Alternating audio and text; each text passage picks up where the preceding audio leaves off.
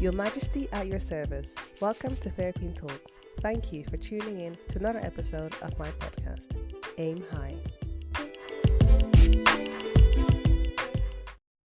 Earlier this week on Tapping Into Your Greatness, my radio shows on Mondays, I had a chance to speak to Paige from Purely Sweet by Paige.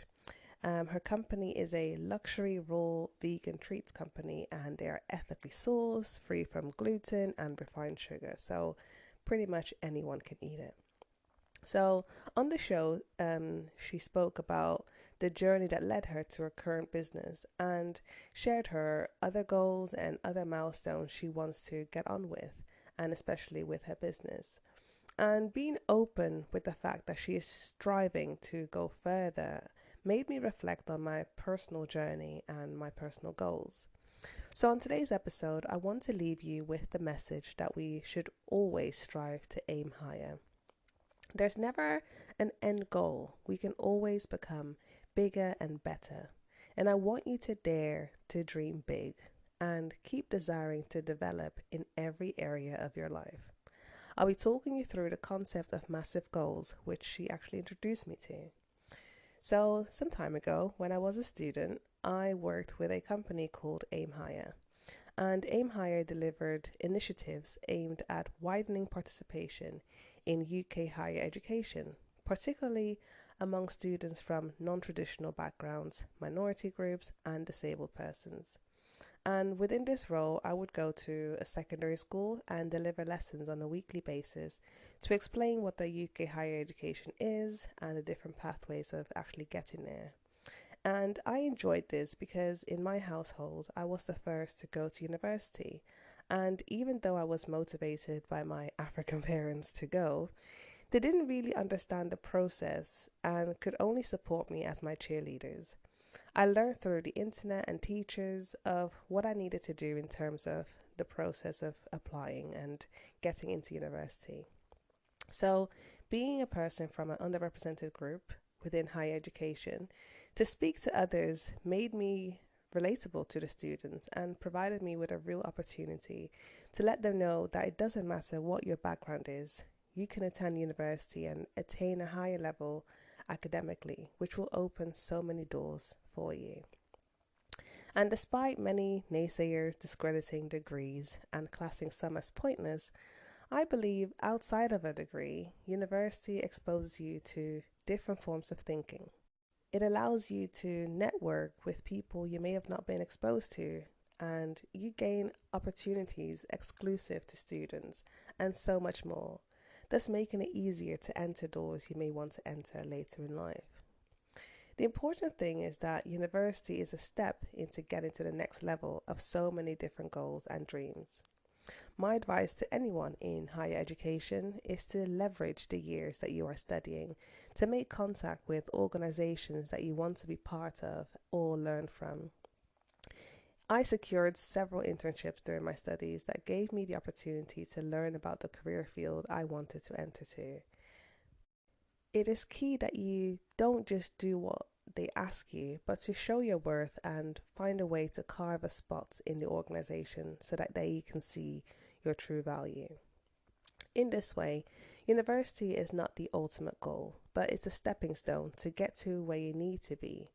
Inasmuch as a degree is a stepping stone, I've learned that through the various jobs and volunteering opportunities that you embark on, they're all stepping stones for you to get to where you need to be. Every single role that you take in life will prepare you for the next one, and it is wise to self-reflect and learn from each role.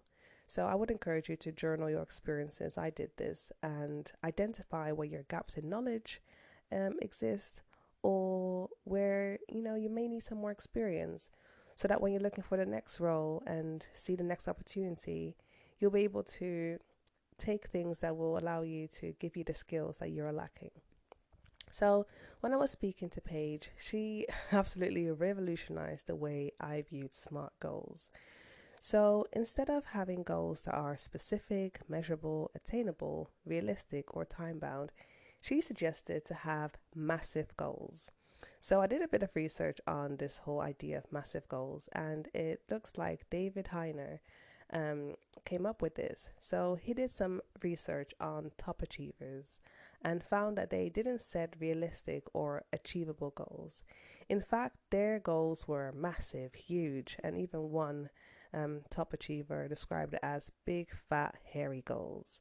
And I would encourage you to research this type of goal setting, as it may be of great help to you. And you have to see the triangle, because I can't do it any justice through this podcast.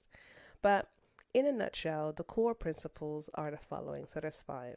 So 1, you set a large goal. So this is your massive goal. So for example, for me, I would say I want to be on the level that Oprah is with her empire. 2, you got to think about what you may have to do in order to achieve that goal. So what are things that you may need to do that you know of? So you write those things down. And then 3, you prioritize those tasks in order of importance.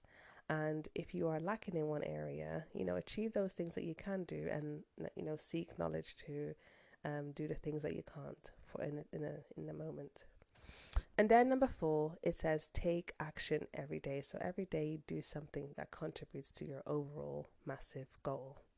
And number 5, which I think is the one that is life-changing.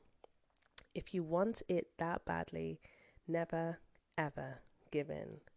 And I say this because in life, so many different challenges will come to you, and sometimes you may lose sight of this massive goal that you may have. But if you want something badly and it's in line with your purpose and with what you truly desire, never, never give in. So like I said earlier, there is a whole pyramid associated with this type of goal setting, which is why you need to search it up online. But what I like about the theory is that it challenges you as the individual to dig deep in yourself and ask those questions about failure and how you will deal with it. You see, what I've learned in recent years is that how we get to our massive goal may be in a way that we have never imagined. Everyone's route to their massive goal is different, and as we all live different lives and face different challenges, we have to consider that. The difference between top achievers and people who generally defeat the odds is that they keep focused on their massive goal and use their challenges and failures to their advantage. And instead of giving up, they use the energy that they have acquired through, failure to reach their massive goals. So in closing, I'd like to, give you a few thoughts that help me still to this day. So aim high, even when you are at your lowest. Aim high, even if you don't know what that may look like. Wherever you find yourself in your life right now, be rest assured that things can become better in all areas of your life. Just remember to aim high.